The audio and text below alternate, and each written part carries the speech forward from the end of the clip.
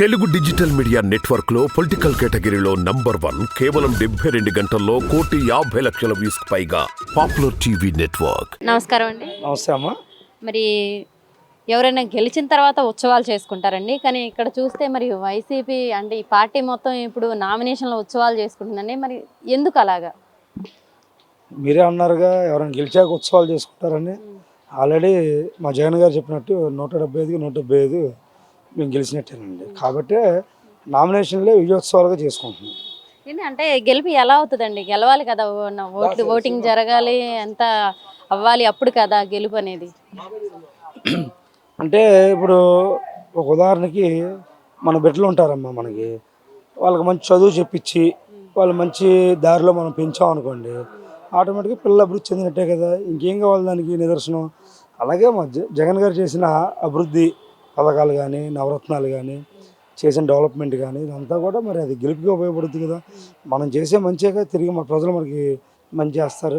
అది జగన్ గారు చేశారు కాబట్టి ఇక అది విజయోత్సవాలే, నామినేషన్స్ కాదు విజయోత్సవాల కింద వేసుకోవాలి. మరి ఇప్పుడు దాకా జగన్ గారు బస్ యాత్ర, సిద్ధం సభలు ఇవన్నీ చేశారండి, ఇవి అయిపోయినాయి. మళ్ళీ జగన్ గారు కాన్స్టిట్యున్సీస్లో తిరుగుతారు అని అంటున్నారు ఇవి అయిపోయిన తర్వాత. మరి అప్పుడు ప్రజల ఆదరణ ఎలా ఉండబోతుంది? మొన్న ఎక్కడో చంద్రబాబు నాయుడు గారు తిరిగారు, కాన్వాయ్ వెళ్తుంది, పక్కనేమో వాళ్ళు జెడ్ కేటగిరీ వై కేటగిరీ ఉంటుందో తాళ్ళు పెట్టుకొని పరిగెడుతుంది, అది కారుకి తాళ్ళు. కానీ జగన్ గారు చూస్తున్నారు కదా, ప్రజలకి ఏదైతే మంచి చేస్తే వాళ్ళని గుర్తిస్తారు ప్రజలు. ఆ గుర్తింపు జగన్ గారికి ఉన్న బ్రాండ్. వస్తున్నారు కానీ రేపు ఓట్ల సమయం వచ్చేసరికి ఓట్లు వేస్తారు అనుకుంటున్నారా? అదే పవన్ కళ్యాణ్ గతంలో గాజువాకలు వచ్చారు, భీమవరంలో వచ్చారు, గెలవలేదుగా. అంటే సినీ గ్రామర్కి వచ్చే ఇది వేరు ఉంటుంది. మాయమాటలు చెప్పాడు. 2 ఏళ్ళు కరోనా వచ్చిందమ్మా. సరే 2 ఏళ్ళు చేస్తే 3 ఏళ్ళు. ఈ 3 ఏళ్ళలోనే ఉదాహరణకి మా కేటీ రోడ్డు, మా కొత్తపేటలో ఉన్న చిట్నార్ నుంచి Nehru home centre, Punjab centre, ఆ రోడ్డు కళ. ఇంత ముందులో చిన్నపాటి అరగంట వర్షం పడితే మోకాలు నీళ్ళు. ఆడవాళ్ళు అయితే పాపం మనం అనకూడదు కానీ చీరలు పైకి ఎత్తుకొని, మగవాళ్ళు బళ్ళుకి అయితే ఇబ్బంది పడి ఎటెటో తిరిగి వెళ్ళేవాళ్ళం. మరి ఈ రోజున చక్కగా తిరుగుతున్నారమ్మా. 2 నిమిషాల్లో చిట్నార్ బయలుదేరితే పంజాబ్ సెంటర్కి వెళ్తున్నాం. అభివృద్ధి అది, అది మామూలు విషయం కాదు కదమ్మా. దగ్గర 9 కోట్లు ఖర్చు పెట్టి సీసీ రోడ్డు అంటే 25-30 ఏళ్ళు. అంటే జగన్ గారి యొక్క ఆలోచన ఎలా ఉంటుందంటే, మనం ఇవాళ వేసే విత్తనం 25-30 ఏళ్ళు 40 ఏళ్ళు చిక్కు చెదరకూడదు అనే ఆలోచన చేసే విత్తనాలు. అదే గత ప్రభుత్వాలు వేసినాయి అమ్మ రోడ్లు. ఒక వర్షం లేదా 2వ వర్షం మనం గట్టిగా అయితే చూసాం, అవి చూసాం. అభివృద్ధి లేదు అని చెప్పేది ఎవరు చెప్తారంటే కబోదులు చెప్తారు తప్ప నిజంగా ప్రజలు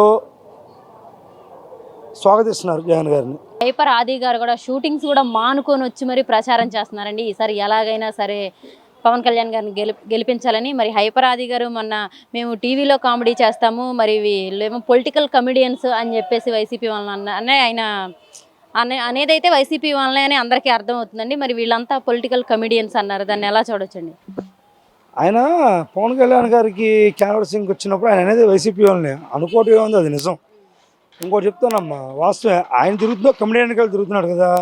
పవన్ కళ్యాణ్ అనేవాడు రాజకీయాల్లో కమెడియన్, సినిమాల్లో హీరో అయితే ఓకే. మేము కూడా పవన్ కళ్యాణ్ కొనుక్కునే రోజులు ఉన్నాయి ఫస్ట్ వాళ్ళకి, కాదంటలేదు. మాకు సినీ పరంగా, యాక్టింగ్ పరంగా ఆయన మాకు హీరోనే.